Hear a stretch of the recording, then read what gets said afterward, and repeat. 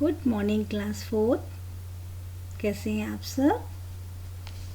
आशा है स्वस्थ और सुरक्षित होंगे।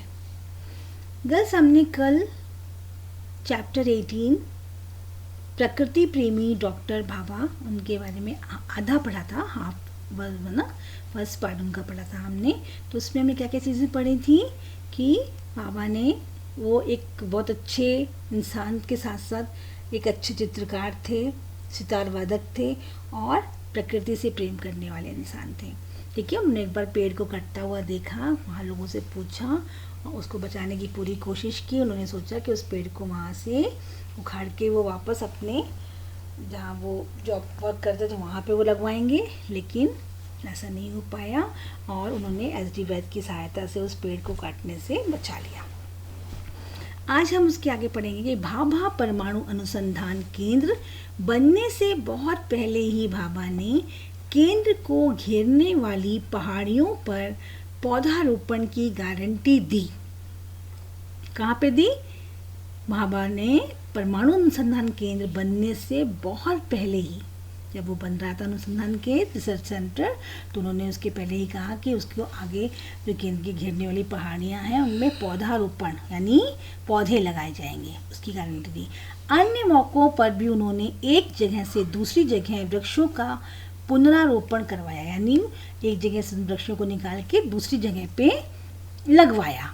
उन्होंने मालावार हिल पर भवन निर्माण के लिए की जा रही वृक्षों की अंधाधुंध कटाई के खिलाफ भारत के तत्कालीन प्रधानमंत्री जवाहरलाल नेहरू से भी शिकायत की थी और वृक्षों को कटाई से बचाया था। मालावार हिल पर भवन बनाने के लिए की जा रही वृक्षों की अंधाधुंध कटाई, यानी उस समय जब वहाँ पे मालावार हिल बन रहा था तो जितने भी वृक्ष थे उनको काटा जा रहा था। इसके खिलाफ उन्होंने क्या किया था? उस समय हमारे यहाँ प्राइम मिनिस्टर कौन थे? जवाहरलाल नेहरू थे। आप सब जानते होंगे इनका नाम, चाचा नेहरू का। उनसे इसके खिलाफ उन्होंने क्या किया था? वृक्षों को कटाई से बचाया था। ऐसे ही एक बार ऊटी में भाभा के लिए परमाणु ऊर्जा विभाग से एक गुप्त संदेश उनके निजी सहायक तक पहुंचा। कहाँ से पहुंचा था? ऊटी में भाभा के लिए परमाणु ऊर्जा विभाग से। सहायक ने कागज की पर्ची पर संदेश लिखकर उसे वीवी श्रीकांतन नामक युवक को थमाया यानी उसको दिया और कहा कि इसे भाभा को दे दें। श्रीकांतन उन दिनों कॉस्मिक किरणों पर शोध कर रहे थे। श्रीकांतन कौन थे? जिनको वो पर्ची दी गई थी भाभा को देने के लिए। वो क्या कर रहे थे? रिसर्च कर रहे थे। किस पे? कॉस्मिक किरणों पे। शोध यानी रिसर्च। ठीक है। प्रयोग स्थल जाने के रास्ते में, प्रयोग स्थल यानी प्रयोगशाला जो होती है जहाँ पे वो अपने सारे कामों को करते हैं, वहाँ जाने के लिए रास्ते में श्रीकांतन भाभा की कार में उनके साथ हो लिए। जिस गाड़ी से भाभा जा रहे थे उनके साथ में श्रीकांतन बैठ गया। श्रीकांतन ने भाभा को पर्ची दी, जो उनको वो पर्ची दी गई थी ना, पर्ची यानी वो कागज का टुकड़ा जिसमें कुछ लिखा हुआ था। भाभा ने पर्ची पढ़ी और वापस श्रीकांतन को यह कहते हुए लौटाई कि यह अत्यंत ही गोपनीय है। गोपनीय यानी अपने तक छुपा कर रखने वाला, कॉन्फिडेंशियल। इस पर्ची को तुरंत नष्ट करने का उपाय करो। नष्ट करना यानी उसको, जो कागज का टुकड़ा है उसको मतलब फाड़ के फेंक दो, ख़त्म कर दो कि उसको कोई दूसरा देख नहीं पाए, पढ़ नहीं पाए। श्रीकांतन ने तुरंत पर्ची को कई छोटे छोटे टुकड़ों में फाड़कर कार की खिड़की से बाहर फेंक दिया। किसने फेंक दिया? श्रीकांतन ने फेंक दिया। कार की खिड़की से छोटे छोटे टुकड़े कर लिए उसके उस कागज के टुकड़े के और उसको बाहर फेंक दिया। गुस्से में भाभा चिल्लाए, यह ठीक है कि तुमने पर्ची नष्ट कर दी, परंतु ऊटी की गलियों में तुमने कूड़ा जमा कर दिया। गर्ल्स, आजकल कितना है ना सफाई के बारे में, पेड़ लगाओ के अलावा हमको अपनी ग्रीनरी तो रखनी, साथ में अपने सराउंडिंग में, अपने आसपास, अपने सारे एरियाज़ में बहुत नीट एंड क्लीन सफाई रखनी है ना। कूड़ा कहीं जमा नहीं होने देना है, इससे बीमारियां भी हो रही हैं।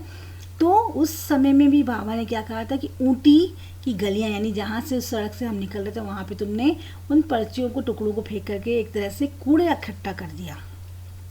यही है प्रकृति प्रेम। प्रकृति से प्रेम यानी अपने सराउंडिंग से प्रेम। बच्चों, यदि तुम भी प्रकृति से प्रेम करोगे तो चारों ओर हरियाली और स्वच्छता होगी। यदि हमको अच्छा लगता है प्रकृति में बाहर घूमना रहना, तो अपन माउंट में घूमते निकलते हैं ना, कितना अच्छा लगता है ना, सब तरफ ग्रीनरी, बाहर से लोग यहाँ आते हैं, हिल स्टेशन है। लेकिन इस हरियाली को, इसकी स्वच्छता को, सफाई को बनाए रखने के लिए हमें भी आगे बढ़ना होगा ना। हम ये नहीं कि अपने चिप्स कुरकुरे के पैकेट से कुछ भी खाया, आइसक्रीम खाई, फेंक दिया, कोई भी चीज़ें, पन्नी फेंक दी, बॉटल फेंक दी। हमको ऐसा नहीं करना है, क्योंकि यदि हम अपने देश को, अपने जहाँ भी हम रहते हैं आसपास का सराउंडिंग साफ रखना चाहते हैं, तो उसमें हमको ये सारी चीज़ें करनी होंगी। हरे भरे वृक्ष और स्वच्छ वातावरण किससे अच्छा नहीं लगता, है ना। सभी को अच्छा लगता है, सभी ऐसे वातावरण में रहना चाहते हैं। वातावरण यानी वहाँ का एनवायरनमेंट। लेकिन इसके लिए प्रकृति से प्रेम जरूरी है। अपन अपने घर में भी सफाई रखते हैं ना।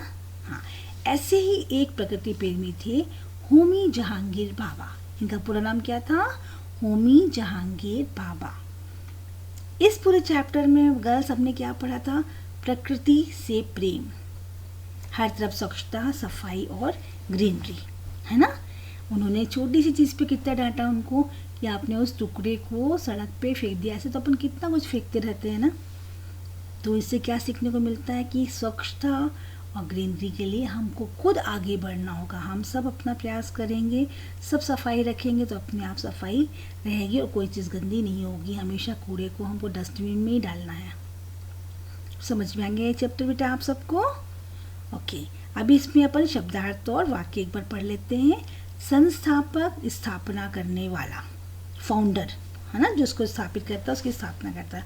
अनुसंधान यानी खोज, इन्वेंशन। अनुसंधान यानी खोज। अनुमति, आज्ञा। अपने को ऑर्डर मिलता है ना कि आपको ये काम करना है, ये नहीं करना है, वो अनुमति।